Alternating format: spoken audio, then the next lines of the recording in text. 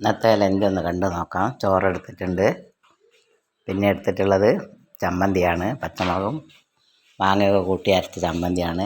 ഇനി എടുത്തിട്ടുള്ളത് പാവയ്ക്ക പച്ചയ്ക്ക് വറുത്തത്, വളരെ ടേസ്റ്റി ആയിട്ടുള്ളതാണത്. പിന്നെ എടുത്തിട്ടുള്ളത് മത്തൻ അച്ചിങ്ങാപ്പയർ എരിശ്ശേരിയാണ്. ഇനി എഗ്ഗ് വൈറ്റ് ഫ്രൈയും കൂടി എടുത്തിട്ടുണ്ട്. ഇത്രയാണ് ഇന്നത്തെ എൻ്റെ ലഞ്ചിനുള്ളത്. ചോറ്, ചമ്മന്തി, പാവയ്ക്ക പച്ചയ്ക്ക് വറുത്തത്, എഗ്ഗ് വൈറ്റ് ഫ്രൈ, പിന്നെ മത്തൻ അച്ചിങ്ങാപ്പയർ എരിശ്ശേരി. ഇത്രയാണ് ഇന്നത്തെ എൻ്റെ ലഞ്ചിനുള്ളത്. എല്ലാവരും ഇതൊന്ന് കാണണം, സബ്സ്ക്രൈബ് ചെയ്യണം, ഷെയർ ചെയ്യണം. വളരെ സിമ്പിളായിട്ടുള്ള ഊണാണ്. ഈ പാവയ്ക്ക പച്ചയ്ക്ക് വറുത്ത് വളരെ ടേസ്റ്റി ആയിട്ടുള്ളതാണ്.